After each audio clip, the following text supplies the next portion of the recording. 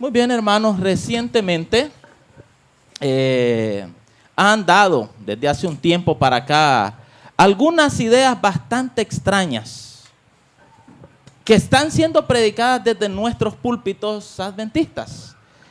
Y algunas personas, aprovechándose del apellido famoso que tienen, del apellido de renombre, porque son hijo de alguien que es muy sonado en nuestra iglesia, de un gran siervo de Dios de nuestra iglesia, pues utilizando ese apellido, alguien ha empezado a sembrar ciertas dudas sobre hitos que nos identifican como adventistas del séptimo día. Y aunque no dice mucho, va dejando ahí las semillitas de duda, de tal forma que ha arrastrado a muchos. Hace no mucho este personaje, que trata de vivir ahí en la farándula, en el faranduleo, más que en la predicación de la palabra, utilizando, como ya dijimos, el apellido.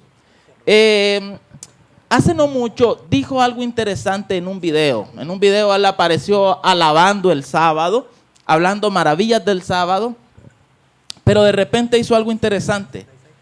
Dijo de que no hay que confundir a la gente, que no hay que decir lo que no es, y que no hay un texto en la Biblia que diga que el sábado se va a guardar en el cielo. Dijo eso y la gente se volvió eufórica. Nosotros como adventistas del séptimo día sabemos, predicamos, entendemos y podemos probar con las escrituras de que el sábado efectivamente se va a guardar en el cielo.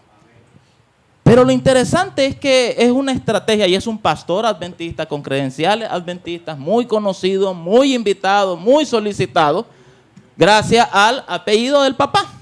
Y entonces eso causó un gran revuelo, pero lo que más me sorprendió de todo eso es que a raíz de eso muchos pastores adventistas también empezaron a escribir en apoyo de él. Me llegaron algunos me enviaron algunas de las disertaciones que estos pastores hacían apoyando la postura de esta persona.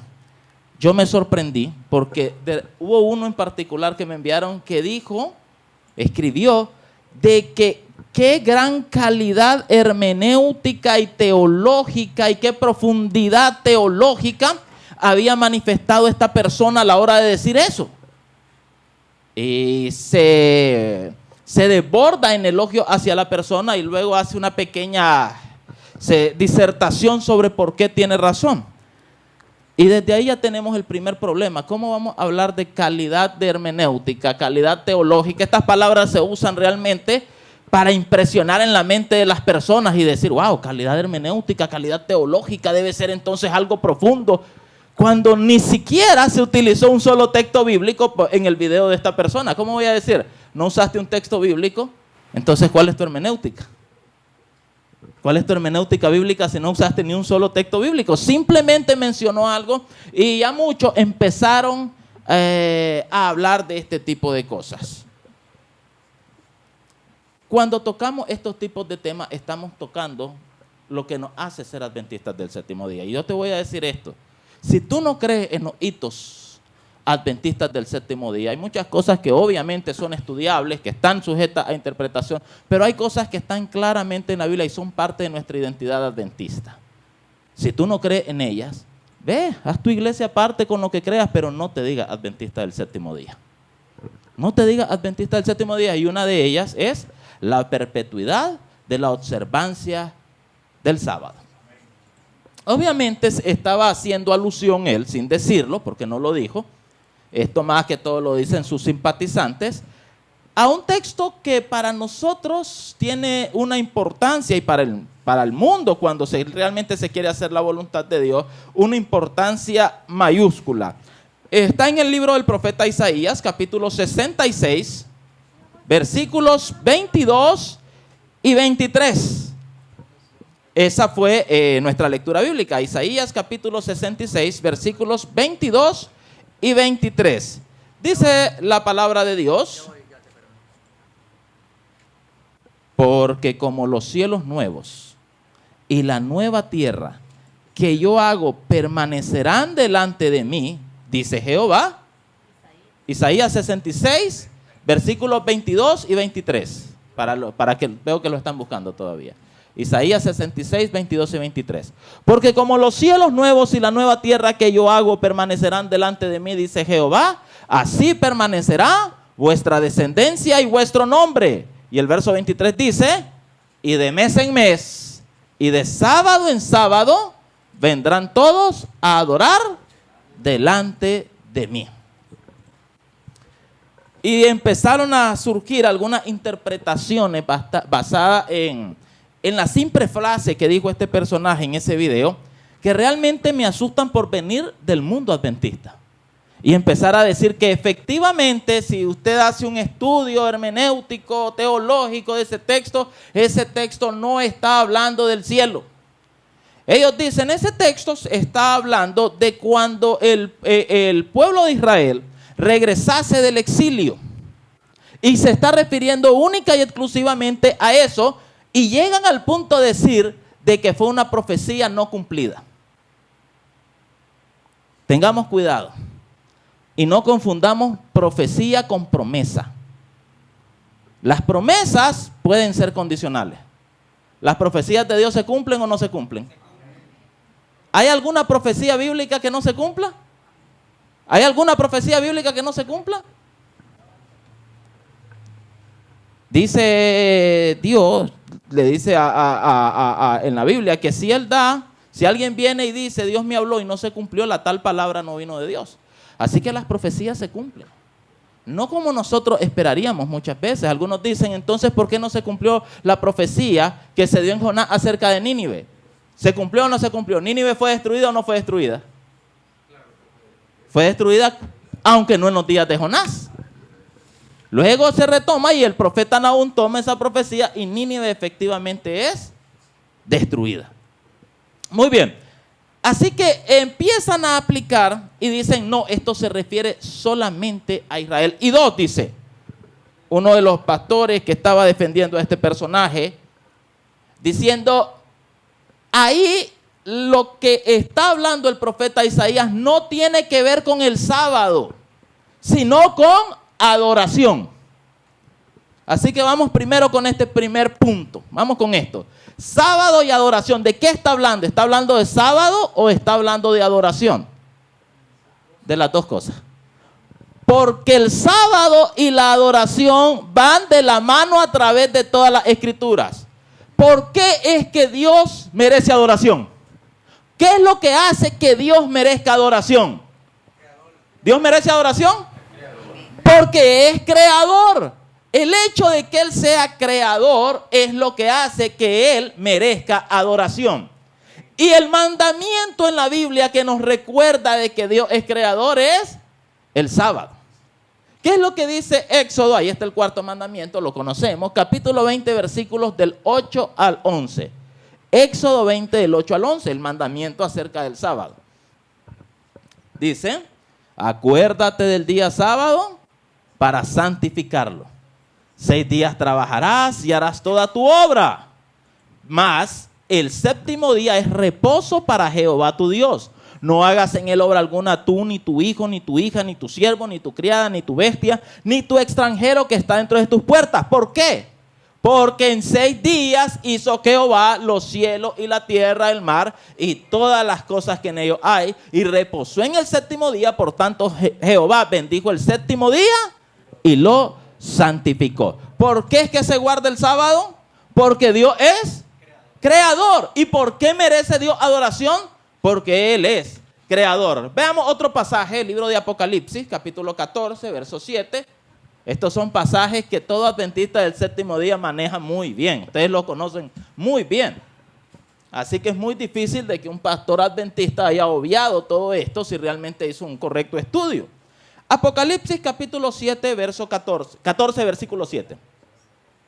Diciendo a gran voz, temed a Dios y dadle gloria, porque la hora de su juicio ha llegado. Y adorad, ¿a quién? Al que hizo el cielo, la tierra, el mar y las fuentes de las aguas. La razón por la cual Dios merece adoración es porque Dios es creador. Y aquí hay una clara alusión al cuarto mandamiento del sábado. Dios merece adoración por ser creador y el sábado es el recordatorio constante de que Dios es creador. Así que hablar de adoración, decir que Isaías está hablando de adoración, pero no está hablando del sábado, sería una contradicción dentro de la teología adventista. Porque a lo largo de todas las escrituras nosotros encontramos constantemente esta conexión. Es interesante, saben, cuando nosotros leemos en el libro de Hechos de los Apóstoles, en el capítulo 4 había sucedido algo interesante, ¿verdad? Después de la sanación de un enfermo, el apóstol Pedro y el apóstol Juan fueron encarcelados, fueron azotados y finalmente fueron liberados. Y encontramos al pueblo de Dios, encontramos a los discípulos en una reunión de adoración a Dios. Miren qué palabra utilizaron para llevar su adoración a lo más grande, a lo más sublime. Vamos por favor al libro de Hechos, capítulo 4 y el verso 24. Hechos de los Apóstoles, capítulo 4 y verso 24. Miren las palabras que dicen en el momento en el que ellos quieren adorar a Dios de una forma magnífica, de una forma suprema. Y ellos, habiéndolo oído, alzaron unánimes la voz a Dios y dijeron, después de haber oído a los discípulos el testimonio que habían dado de cómo habían sido liberados, tanto Pedro y Juan, y lo que le habían dicho los sacerdotes. Dijeron, soberano Señor, tú eres el Dios que hiciste el cielo y la tierra, el mar y todo lo que en ellos hay. ¿De dónde están sacando esas palabras ellos? ¿Creen que las están inventando? Si ustedes la leen en griego, leyeran estas palabras en griego y leyeran a la par de esas palabras, Éxodo capítulo 20, versículo 11, en la Biblia de aquellos días, que era la Septuaginta, la traducción que se había hecho del hebreo al griego del Antiguo Testamento, ustedes van a encontrar que palabra por palabra son iguales a las de Éxodo 20:11. Es decir, en el momento de máxima adoración de los discípulos, ellos recurren al mandamiento del sábado, a citar el mandamiento del sábado. Esas no son palabras fortuitas. Ellos están haciendo una cita directa del mandamiento del sábado de Éxodo, en Éxodo capítulo 20, versículo 11, en el momento de máxima adoración. Esto fue en el caso de Pedro y Juan. Pero también el apóstol Pablo y Bernabé hicieron lo mismo. No vamos a leer todos los pasajes, pero si ustedes leen en Hechos 14, no lo vamos a leer, simplemente se los menciono. Llega un momento en el cual ellos sanaron a un enfermo, tanto Pablo y Bernabé, pueden leerlo en casa, y llegaron y les llegaron con toros y guirnaldas porque le iban a sacrificar esos toros creyendo de que eran los dioses Júpiter y Mercurio. ¿Saben qué hicieron los discípulos, tanto Pablo como Bernabé? Les dijeron, ¿por qué hacen esto? Adoren a Dios, dejen esto, adoren y una vez más citan Éxodo 20:11, al que hizo el cielo, la tierra, el mar. Es decir, el hecho de que Dios es creador, manifestado o representado o recordado a través del mandamiento del sábado, es lo que nos lleva a una correcta y suprema adoración a Dios. No se puede separar entonces la adoración a Dios del hecho de que Dios es creador. Y no se puede separar bíblicamente el hecho de que Dios es creador con el cuarto mandamiento de la ley de Dios. Así que es un error decir que en Isaías capítulo 66, versos 22 y 23, el énfasis es que cuando el pueblo regresara iba a poder, esto es lo que dice este otro pastor, iba a poder adorar todos los días sin restricciones porque en el exilio no había podido hacerlo, no iba a poder hacerlo. Cuando vemos que la adoración y el sábado, recordando que Dios es creador, siempre van de la mano. Ya vamos a eso. Vamos paso a paso. Ahora, hablemos de profecía. Ellos dicen, es que cuando la hermana White, y ojo, cómo tocan, cuidado con los que tocan otro hito nuestro, el espíritu de profecía. Si tú no crees en el espíritu de profecía, ve, haz tu iglesia aparte y pon ahí lo que creas, pero nosotros como adventistas del séptimo día creemos que el espíritu de profecía se manifestó en el ministerio de la hermana Elena G. de White. ¿Estamos de acuerdo? ¿Creemos eso? Muy bien. Entonces vienen y dicen, es que la hermana White cuando dice de que citando Isaías 66, 22 y 23, ella está sacándolo de su contexto. Y ellos empiezan a citar, para darle fuerza a eso, que otros escritores bíblicos hicieron lo mismo. Y dicen, por ejemplo, de que Mateo sacó de contexto aquel texto que dice, de Egipto llamé a mi hijo. Y dice, se refiere, dice, a cuando Dios liberó a Israel, pero Mateo lo aplica a Jesús. Pregunto, ¿Mateo lo sacó de contexto o hay profecías de doble cumplimiento? Hay profecías de doble cumplimiento. Entonces viene y dice, Pablo cuando dice no os unáis en yugo desigual con los incrédulos, lo está sacando, dice, de la ley levítica que decía de que no podías venir y poner a dos animales bajo el mismo yugo. Entonces Pablo lo está sacando de contexto. ¿Lo está sacando de contexto Pablo o está haciendo una aplicación teológica? Está haciendo una aplicación teológica. Y tenemos que ver que Isaías no está exento de este tipo de cosas. Vamos por favor al libro de Isaías, al capítulo 7. Ahí hay una profecía muy interesante. Capítulo 7, versículo 14. Isaías, capítulo 7, verso 14. Veamos si es cierto de que simplemente son textos sacados de contexto o son profecías de doble cumplimiento.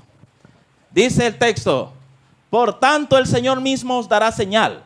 He aquí que la Virgen concebirá y dará a luz un hijo y llamará su nombre Emmanuel. ¿De quién está hablando ahí? De Jesús. ¿De Jesús? Ok, déjenme contarles un poquito. En esa época, quien reinaba sobre el reino de Judá era Acaz, el rey Acaz.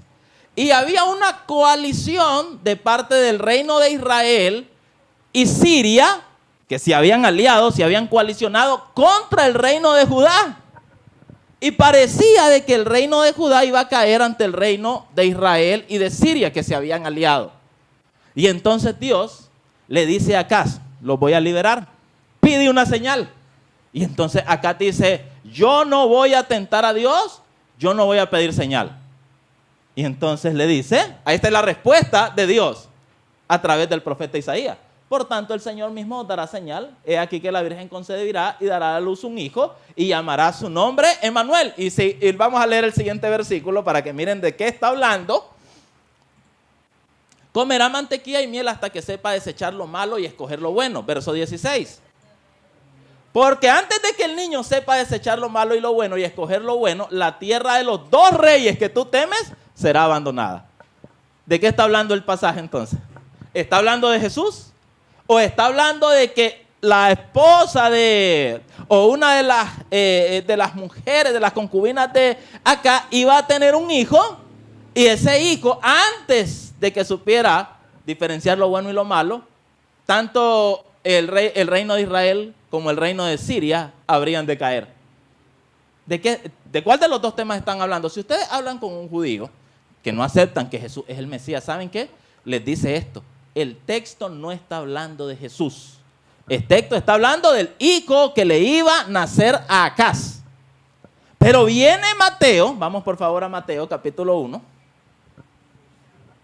Mateo capítulo 1, versículos 22 y 23. Capítulo 1, versos 22 y 23. Todo esto aconteció hablando del nacimiento de Cristo, de las anunciaciones, para que se cumpliese lo dicho por el Señor por medio del profeta. Cuando dijo, verso 23, he aquí una virgen concebirá y dará a luz un hijo y llamará su nombre Emmanuel, que traducido es Dios con nosotros. Viene Mateo y aquello que había dicho Isaías allá para acá, lo aplica ¿a quién? A Cristo Jesús. ¿Mateo está sacándolo de contexto? ¿Está sacándolo de contexto Mateo? ¿No está hablando inspirado por el Espíritu Santo?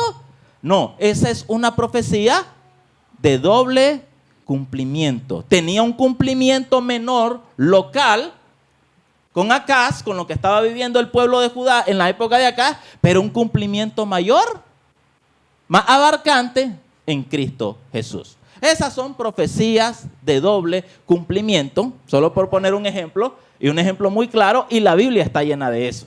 Si nosotros aplicáramos lo que estos pastores, teólogos, vamos a decir, están diciendo, tendríamos que decir que Mateo se equivocó porque el contexto no está hablando de eso, sino que lo sacó de contexto y todo esto. Y no existirían las profecías de doble cumplimiento, como efectivamente cualquier teólogo sabe que existen.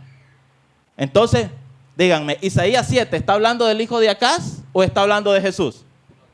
Está hablando de los dos. Es una profecía de doble cumplimiento. Vamos entonces ahora a entrar más de lleno con el famoso texto de Isaías capítulo 66, versículos 22 y 23, y el famoso tema de si se guardará o no el sábado en el cielo. Primero estamos demostrando de que sí, de que Isaías 66 está hablando de adoración, claro que sí, pero también está hablando del sábado porque van de la mano.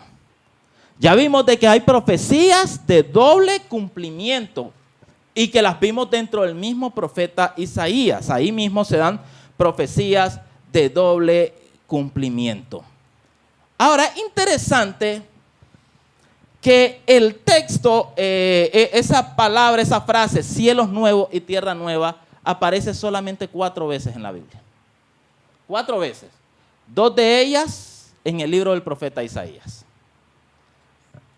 Si queremos estudiar bien la fraseología bíblica, tenemos que irnos a las partes de la Biblia donde efectivamente aparece eso.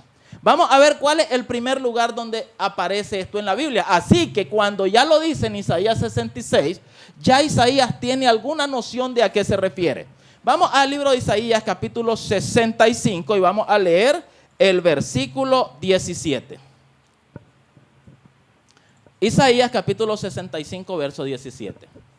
Porque he aquí, yo crearé nuevos cielos y nueva tierra, y de lo primero no habrá memoria, ni más vendrá al pensamiento. Es muy interesante cuál es la palabra que se utiliza ahí para decir crearé, porque es la palabra hebrea bará. Bará. Bará es la misma palabra que se utiliza en Génesis capítulo 1, versículo 1, cuando dice: en el principio creó Dios los cielos y la tierra. Está hablando de algo que solamente Dios puede hacer. Entonces dice: he aquí yo crearé nuevos cielos y nueva tierra, y de lo primero no habrá memoria, ni vendrá más al pensamiento. Nosotros vamos a encontrar que en la fraseología que utiliza en las 2 ocasiones Isaías, las retoma el libro de Apocalipsis, y hay conexiones entre lo que dice Isaías sobre el cielo nuevo y la tierra nueva y lo que dice el libro de Apocalipsis. Vamos a leer el verso siguiente, el verso 18. Mas os gozaréis y os alegraréis para siempre en las cosas que yo he creado, porque he aquí que yo traigo a Jerusalén alegría y a su pueblo gozo. Y entonces vienen y dicen, se está refiriendo, es una profecía que se refiere a la restauración del pueblo judío después del exilio babilónico. Y empiezan a salir algunas cositas a lo largo. Lo interesante y lo que ellos no podrían explicar y por qué esto es una profecía de doble cumplimiento, es lo que dice el versículo 25. Porque esto claramente no habría de cumplirse ahí. El lobo y el cordero serán apacentados juntos, y el león comerá paja como el buey, y el polvo será el alimento de la serpiente. No afligirán ni harán mal en todo mi santo monte, dice Jehová. Si bien es cierto, hay cosas que viene diciendo antes, que son metáforas para hablar de cómo va a ser la vida una vez que fueren restaurados, también está utilizando fraseología de cosas que no habrían de cumplirse acá, como estas. ¿Cuándo es de que el león va a volver a comer paja como el buey? En los cielos nuevos y tierra nueva, una vez más que Cristo Jesús regrese. Cuando tomamos ahora el texto de Isaías 66, vamos de nuevo a Isaías 66, versos 22 y 23. Veremos lo que viene después. Dice, porque como los cielos nuevos y la nueva tierra, ya entendió un poco de esto Isaías, porque ya lo mencionó en el capítulo 65. Los cielos nuevos y la nueva tierra que yo hago permanecerán delante de mí, dice Jehová, así permanecerá vuestra descendencia y vuestro nombre. Verso 23, y de mes en mes y de día de reposo en día de reposo vendrán todos a adorar delante de mí, dice Jehová. Vamos con el primer punto acá. Los que defienden la idea de que esto no habla de que en el cielo habrá de guardarse el sábado, dicen que simplemente dice día de reposo y que dice mes por decir que van a adorar en todo tiempo.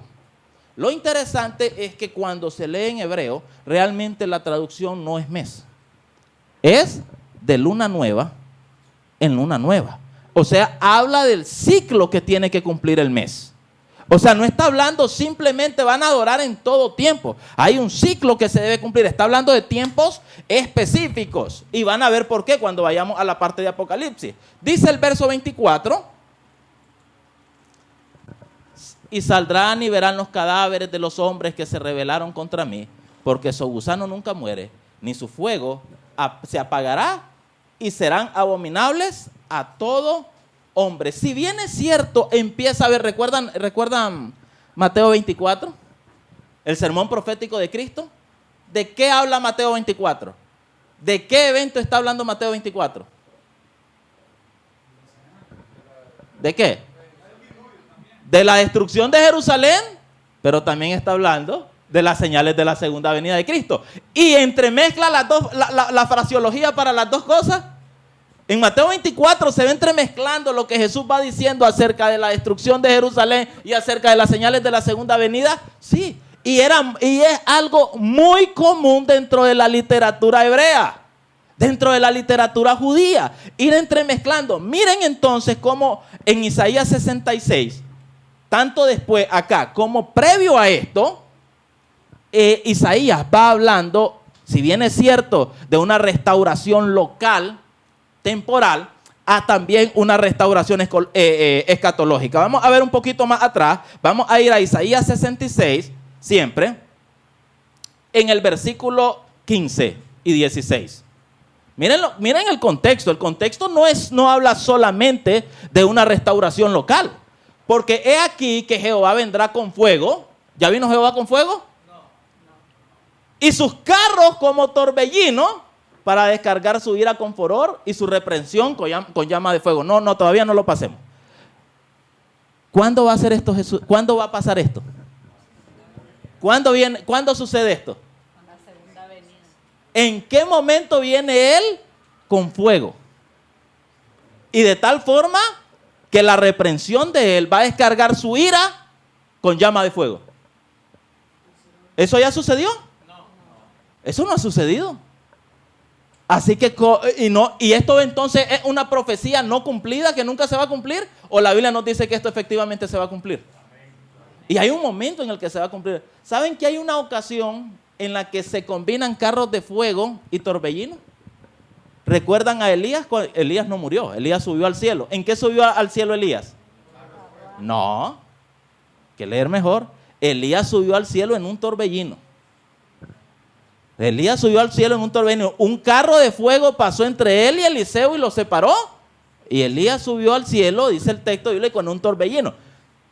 ¿En qué ocasión los redimidos se volverán a ver este elemento de redimidos siendo llevados al cielo? En ocasión de la segunda venida de Cristo. Siguiente versículo, el verso 16. Miren, porque Jehová juzgará con fuego y con su espada a todo hombre, y los muertos de Jehová serán multiplicados. ¿Ya juzgó Dios con fuego? ¿Ya se dio esa parte del juicio, esa ejecución con fuego? Entonces, ¿y esto era en términos locales o sabemos por otros textos bíblicos que se refiere al final, cuando se ponga fin al pecado definitivamente? Cuando se ponga fin al pecado definitivamente. Y esto no es ni siquiera en la segunda venida. ¿Cuándo va a suceder esto? En la tercera venida, después del milenio. Y veremos que Apocalipsis hace la conexión idéntica a lo que está diciendo aquí en Isaías capítulo 66. Entonces vemos de que Isaías, la adoración va de la mano del hecho de que Dios es creador y del recordatorio que constantemente el sábado nos da de esto. No se pueden separar en la Biblia. 2, hay profecías de doble cumplimiento y están muy presentes en Isaías. Isaías utiliza algo muy común dentro de la literatura judía, dentro de la literatura hebrea, de ir entremezclando los dos eventos, tanto el cumplimiento local como el cumplimiento global, dentro de su escrito. Y vemos de que dentro de lo que él habla, tanto en Isaías 65 como en Isaías 66, acerca del cielo nuevo y la tierra nueva, van elementos que no pueden ser locales, que la Biblia nos habla de que habrán de ser globales. Y son elementos escatológicos del tiempo del fin. Vamos a ver ahora lo que nos dice el siguiente pasaje en el que nosotros leemos de nuevo la frase cielos nuevos y tierra nueva. Vamos a la segunda carta del apóstol Pedro, capítulo 3. Segunda carta de Pedro, capítulo 3 y el versículo 13. Segunda carta de Pedro 3:13. Pero nosotros esperamos, según sus promesas, cielos nuevos y tierra nueva, en los cuales mora la justicia. A ver. Dice Pablo que que Dios hizo una promesa. ¿Qué promesa hizo? Que habrían de haber cielos nuevos y tierra nueva. ¿Dónde lo prometió Dios? ¿De dónde saca Pedro que Dios ha prometido que habrán de haber cielos nuevos y tierra nueva? De Isaías. ¿Y qué dice Pedro? Nosotros estamos esperando el cumplimiento de esa promesa. Así que Pedro toma la promesa de cielos nuevos y tierra nueva y no la aplica localmente. No dice era para cuando el pueblo regresara del exilio, sino que dice muchos años después del regreso del exilio, nosotros estamos esperando el cumplimiento de la promesa de cielos nuevos y de tierra nueva. La promesa no se ha cumplido, dice Pedro, pero se va a cumplir. Ahora, ¿en qué contexto lo dice Pedro? ¿Saben de qué habla el capítulo 3 de la segunda epístola de Pedro? Comienza diciendo de que en los postreros días, en los últimos días, habrían de venir burladores, que se iban a burlar y decir, ¿dónde está la promesa? Por eso es que él menciona la promesa. Dice, ¿dónde está la promesa de su venida? Porque desde el día en que los padres murieron, sigue diciendo él en la segunda carta de Pedro, capítulo 3, todas las cosas siguen igual. Y entonces ahí es donde Pedro empieza a decir, pero estos desconocen que para Dios un día es como 1000 años. Y él sigue diciendo de que Dios no retarda su promesa como algunos la tienen por tardanza. Vamos a leer el contexto y vamos a ver de qué está hablando. Vamos por favor al versículo 10 de segunda de Pedro 3 y vamos a leer de qué momento está hablando. Él ya dijo, el Señor no tiene por su promesa, aunque algunos la tengan por tardanza, el Señor no retrasa su promesa, sino que está siendo paciente contigo para que te arrepientas y no te pierdas y procedas al arrepentimiento. Veamos lo que dice ahora en segunda de Pedro 3:10. Pero el día del Señor vendrá como ladrón en la noche, en los cuales los cielos pasarán con gran estruendo y los elementos ardiendo serán deshechos y la tierra y las obras que en ellas hay serán quemadas. Verso 11.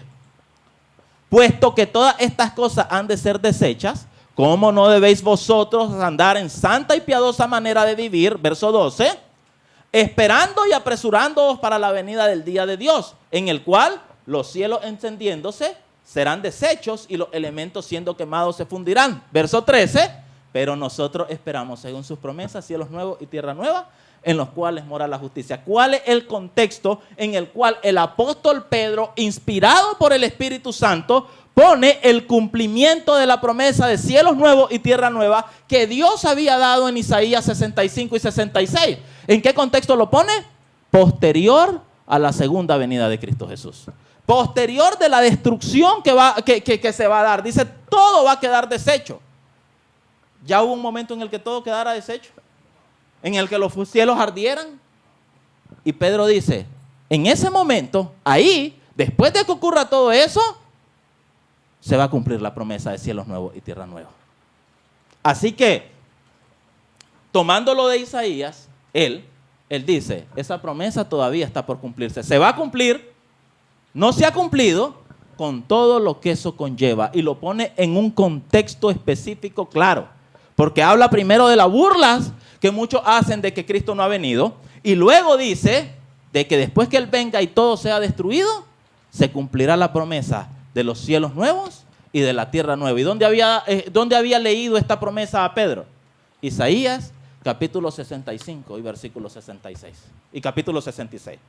Nos vamos a la cuarta ocasión en la que aparece la frase cielos nuevos y tierra nueva. Apocalipsis capítulo 21. Y vamos al versículo 1. Vi un cielo nuevo y una tierra nueva, porque el primer cielo y la primera tierra pasaron y el mar ya no existía más.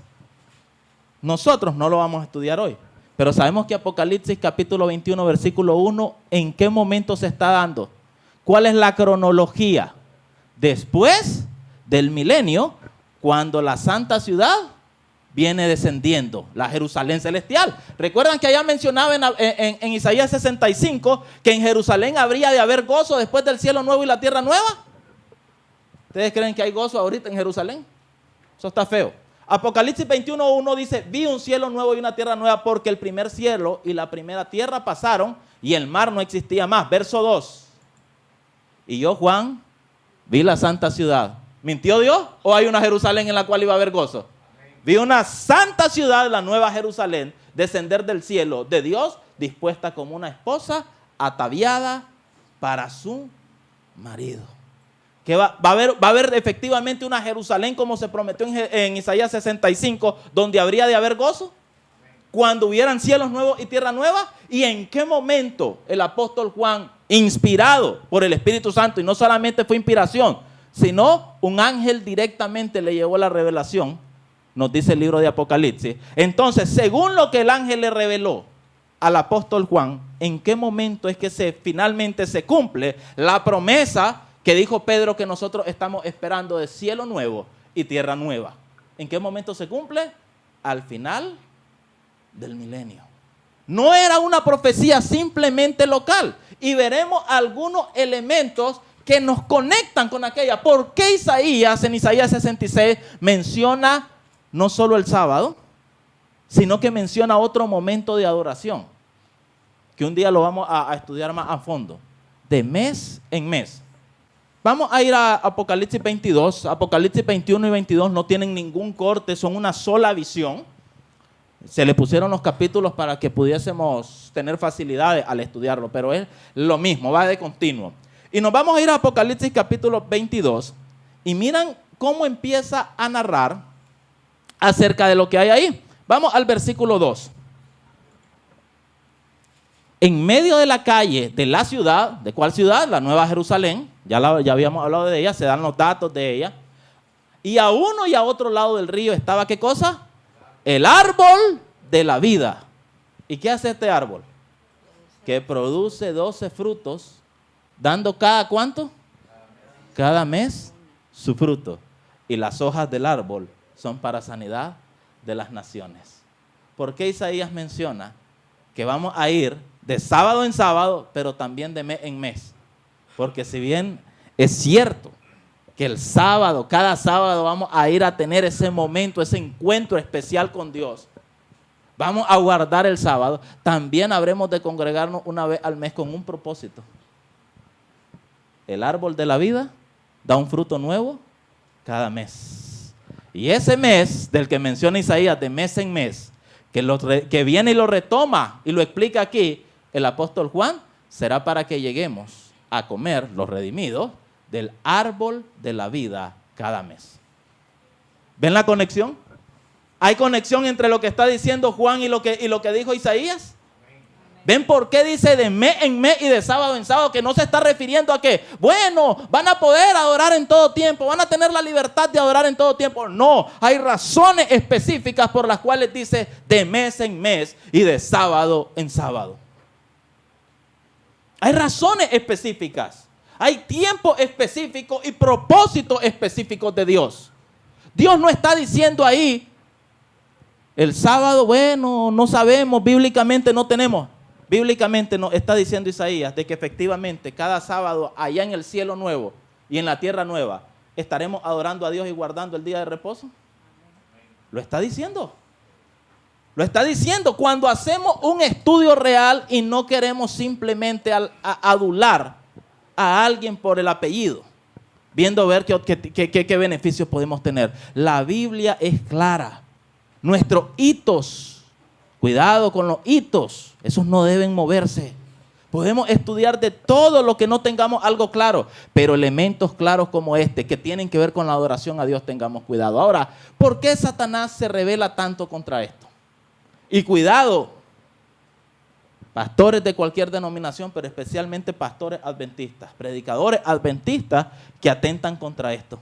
Tengamos cuidado, porque estamos atentando contra algo mucho más grande. Vamos por favor y veamos contra qué se está luchando realmente cuando se dice esto. ¿Qué es lo que se está atacando realmente? Vamos al libro de Números capítulo 15 y versículo 38 al 40. Había algo muy interesante que tenían que hacer ahí. Números capítulo 15, versículos del 38 al 40. Habla a los hijos de Israel y diles que se hagan franjas en los bordes de sus vestidos por sus generaciones y pongan en cada franja de los bordes un cordón azul. ¿Por qué? Versos 39 y 40. Y os servirá de franja para que cuando lo veáis, os acordéis de qué. Cuando se viera el cordón azul, ¿de qué se iban a acordar? De todos los mandamientos de Jehová para ponerlos por obra, y no miréis en pos de vuestro corazón y de vuestros ojos en pos de los cuales os prostituyáis. Verso 40 lo ratifica. Para que os acordéis y hagáis todos mis mandamientos y seáis santos a vuestro Dios. Es interesante algo. Si bien Dios tiene la idea de que eso sirviera para recordar todos los mandamientos de Dios, noten la conexión con el único mandamiento que dice acuérdate. Y se usa en hebreo el mismo verbo, así que hay una conexión ahí. Pero ¿por qué el cordón azul habría de recordarnos eso? Vamos al libro de Éxodo capítulo 24. Éxodo 24, 12. ¿Saben? Tengamos cuidado, yo siempre digo esto, porque tengamos cuidado con estas películas bíblicas que saca Hollywood, con estas series que está llenando ahorita las plataformas de streaming supuestamente en base a la Biblia. Las películas bíblicas son la versión del diablo de la Biblia. Recuerdan los 10 mandamientos, ¿verdad? Una película legendaria, ¿verdad? Y todo el mundo recuerda cuando se dan los 10 mandamientos y está aquel torbellino de fuego representando a Dios, y a cada mandamiento que se menciona sale del torbellino una mano, un dedo, y va escribiendo en las tablas, ahí en piedras del Sinaí. ¿Recuerdan eso? Y nosotros adventistas nos sentimos emocionados cuando vemos eso, que miren todos que la ley de Dios fue escrita por Dios. Y de repente menciona el 4º mandamiento y menciona y dice, acuérdate del Sabbat, y nosotros nos emocionamos más. Pero no fue así. No fue así. La Biblia no dice que fue así. La Biblia dice que cuando Dios en Éxodo 20 habla los 10 mandamientos, fue eso precisamente lo que hizo, los habló. No es que llegó a escribirlo ahí. Veamos lo que dice Éxodo 24, 12. Entonces Jehová dijo a Moisés, sube a mí al monte y espera allá y te daré tablas de piedra. Aquí había pasado lo que él había dicho, no se las dio ahí. Te daré, está en futuro y dicho sea de paso se las da hasta 40 días después. Y te daré tablas de piedra y la ley y mandamientos que he escrito. ¿Ya lo había escrito Dios? ¿Ya lo había escrito? Mandamientos que he escrito para enseñarles. ¿De qué estaban hechas esas piedras? ¿Esas tablas de piedra estaban hechas del monte Sinaí? No, vamos a leer un poquito más atrás, porque ahí se nos dice de dónde la había sacado. Vamos al versículo 9 en adelante, 24:9. Y subieron Moisés y Aarón, Nadab y Abiú y 70 de los ancianos de Israel. Verso 10. Y vieron al Dios de Israel, y había debajo de sus pies, en el estrado de Dios, de los pies de Dios, que había como un embaldosado de zafiro, semejante al cielo cuando está sereno. ¿De qué color es el zafiro? Azul. Ahí mismo lo dice, como el cielo cuando está sereno, azulito. ¿De qué color iba a ser el cordón que se iban a poner para recordar los mandamientos? Azul. Otro texto, Ezequiel capítulo 1, versículo 26. Ezequiel capítulo 1, versículo 26. Veamos de dónde realmente las tomaron. Y sobre la expansión que había sobre sus cabezas, sobre las cabezas de los querubines que él está viendo. Recuerden que los querubines son los querubines cubridores del trono de Dios. Y sobre la expansión que había sobre sus cabezas se veía la figura de un trono que parecía ¿de qué? De piedra de zafiro. O sea, ¿que era de qué color? Azul. Y sobre la figura del trono había una semejanza que parecía de hombre sentado sobre él. ¿De qué está hecho el trono de Dios según la Biblia? De zafiro.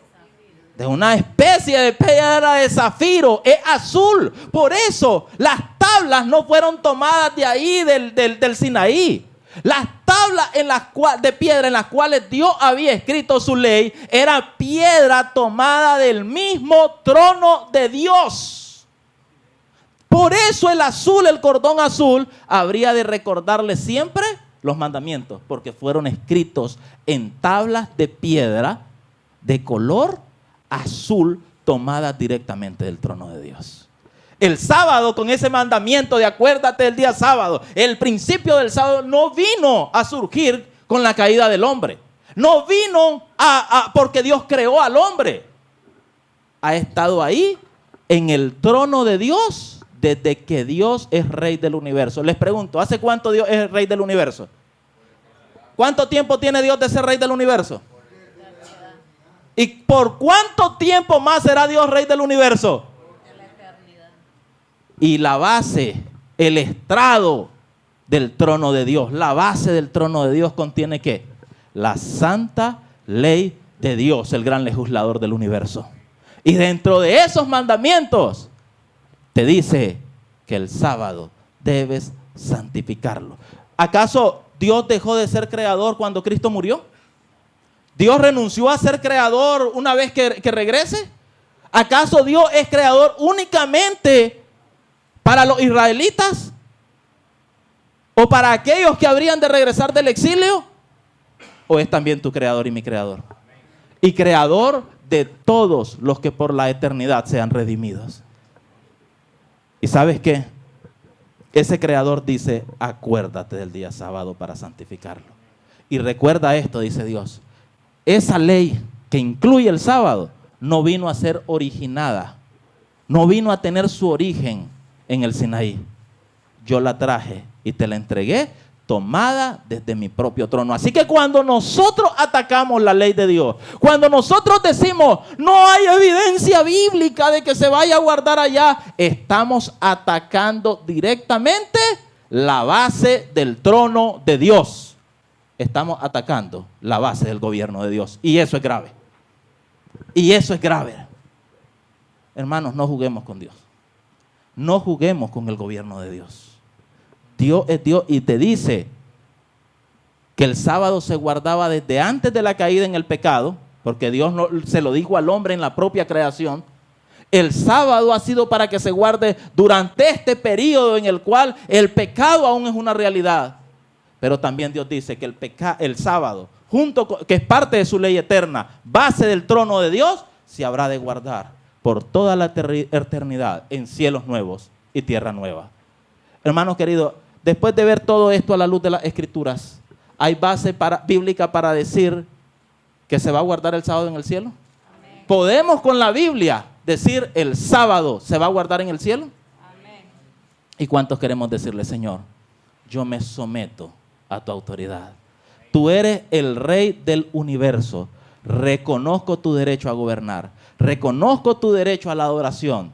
Y reconozco que será mi placer en cielos nuevos y tierra nueva, como aquí y ahora, cada sábado venir a adorar delante de ti. ¿Queremos decirle esto a Dios? Que el Señor pueda bendecirnos entonces grandemente.